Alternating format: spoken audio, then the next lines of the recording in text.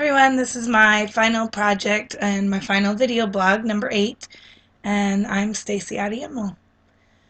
I was finding one of the major problems at my school is that there's only the one computer in the classroom, and that computer is my personal laptop.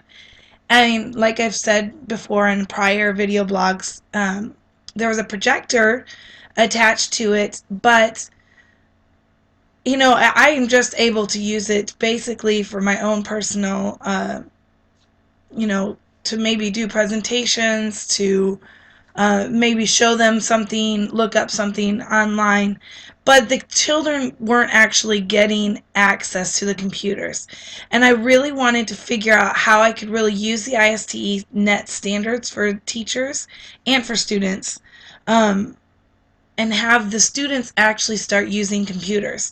I noticed actually that some of my students had literally no knowledge of computers at all.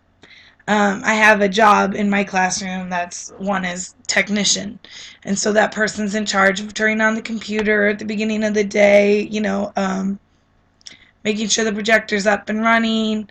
They do the techie kind of things. And the one that really wanted it, and she applied for it, and she's really one of my brightest students, she started doing it, and I noticed that she had no clue that even like the X meant to close out, a web page or whatever.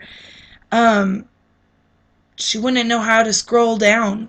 She didn't know that she could use the arrows, and she was trying to, maneuver on the laptop keypad and all that, and she just didn't know how to do that. And then whenever she would go to try and do something, type something, she's like, hunt and peck, hunt and peck, hunt and peck, which is not unusual for students, third graders, to hunt and peck. But, with the digital age that we're in right now, I was like, I know that something needs to be done.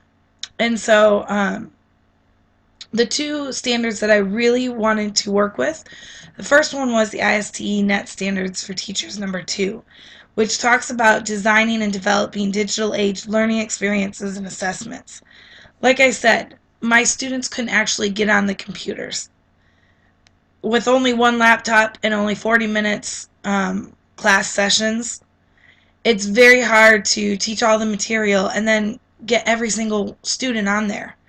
There's only so much time, and I thought I can't really give them authentic learning experiences, and I can't really do it as well as I would like to. I can do it, and I've been trying to as much as possible, but I wanted to really teach them the knowledge and the skills that they needed. And also net standards for teachers number 4, about promoting and modeling digital citizenship and responsibility. I can't really teach kids how to use computers in a responsible way. I can't teach them about computers if they're not able to actually get on and experience them themselves.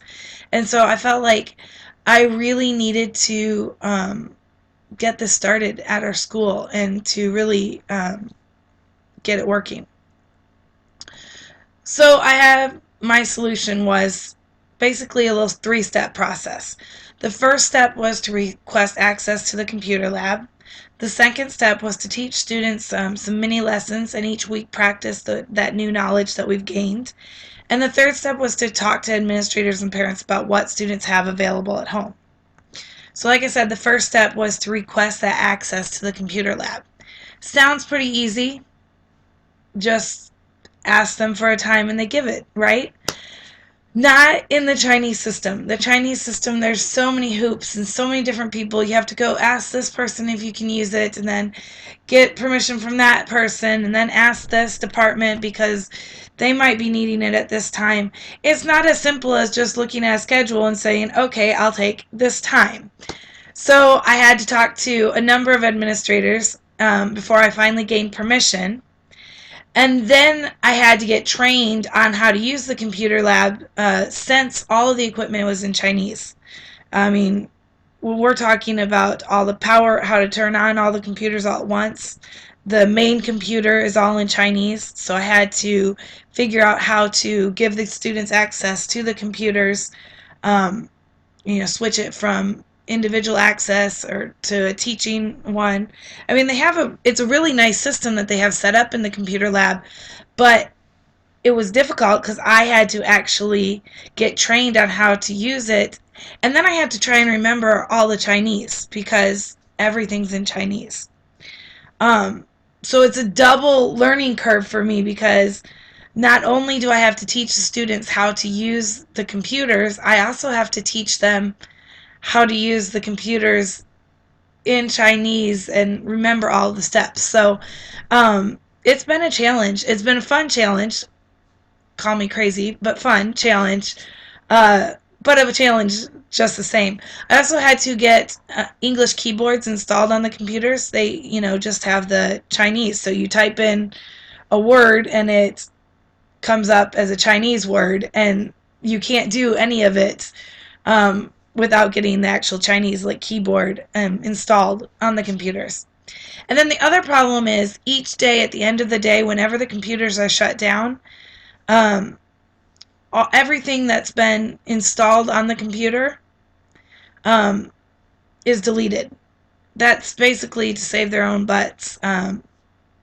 It's very common here. I don't know if in the States we've started doing this, but I know here at in schools in China especially, they'll install the programs they need on the computers, and then those computers, so that they don't get all kinds of viruses and stuff, because a lot of the web pages, especially here in China, have viruses, and most of the computers get infected with viruses very quickly. You don't really even want to put your own USB flash drive into one computer and move it to another because you're very likely to get a virus. And so I had to figure out that I'm going to have to use USB flash drives.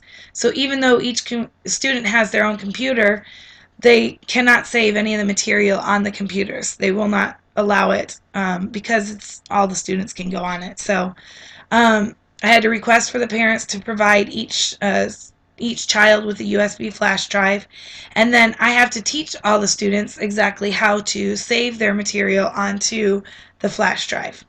So it's been, like I said, fun but a little challenging. The second step then was to teach the students just mini lessons and each week have them practice that new knowledge. So first I had to really figure out what they already know. They do actually get to go into the computer lab each week.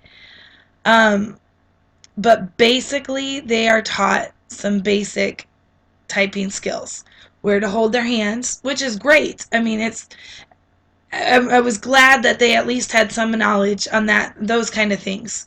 Um, but it is still a lot of stuff that they don't know. Like I said, I have such a wide range of abilities that I had some, like I said, that girl that she didn't even know how to close out a web page or a program.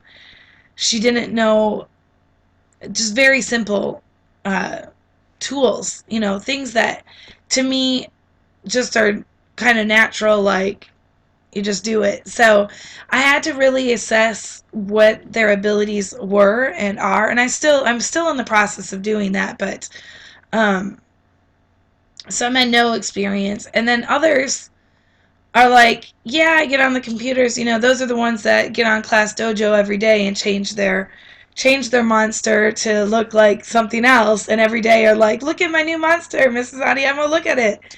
So it's very, different because they have different needs, and I had to decide what do they really need most and what am I going to start with, because there's so much out there and available.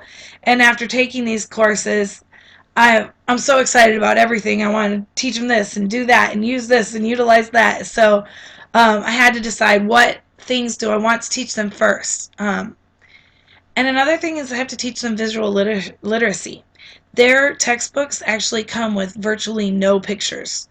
Their textbooks are just the words. This is learn this, then learn this, then learn this.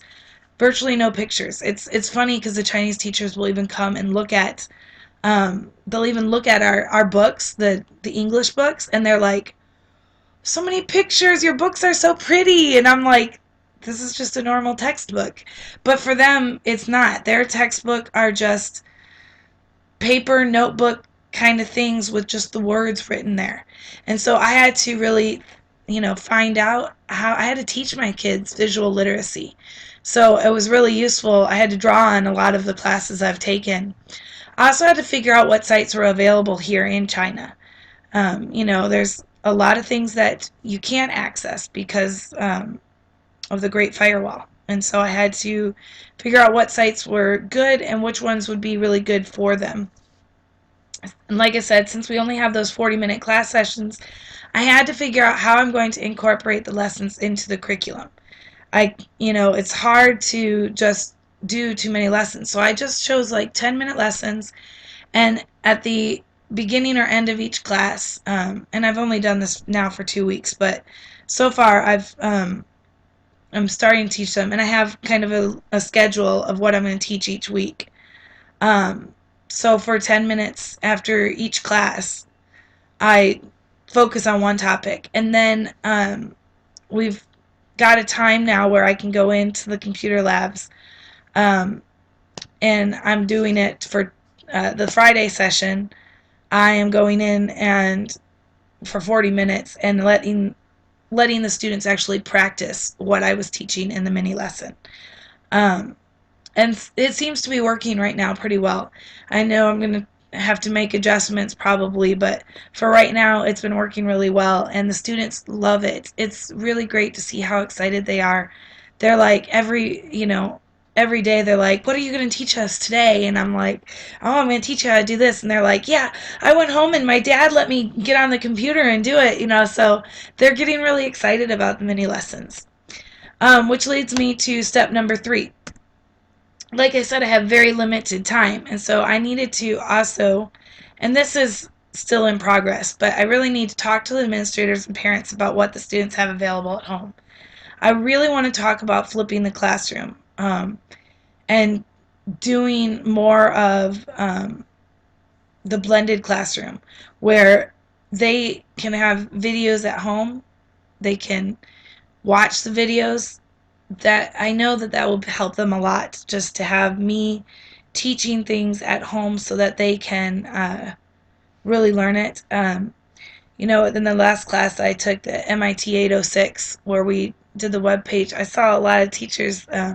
One of the teachers had done a kindergarten web page, and I saw it, and it really hit home that those videos just explaining things again to the students are great for my ESL students who, like I said, some of my students are very good with that stuff and some are not. I can take and prepare videos for them, and I just have to find a good website that is available here in China that they can actually look at and go to and actually check out those things, because Google Sites won't work. But I can do a Dropbox where I'm doing a video like I'm doing here and teach the students, and then they can go back and check it and go and study it. The problem is, like I said, I have to find out what computers the students have at home.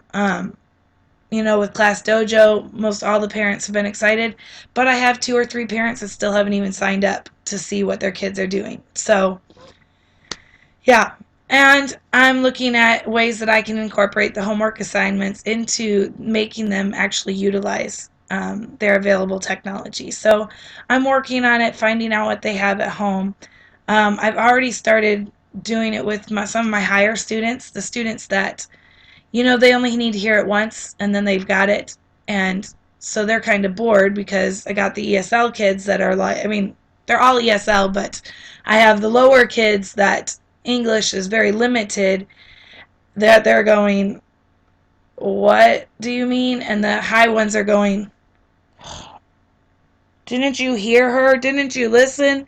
And so now I have the high students that I've actually been bringing in my iPad, working with them, getting them to get on and try and do some new things. And I've been working with them to have stuff at home and find some different things that they can do at home as homework assignments. They actually request to have extra homework assignment because they feel like the homework is too easy. And so this is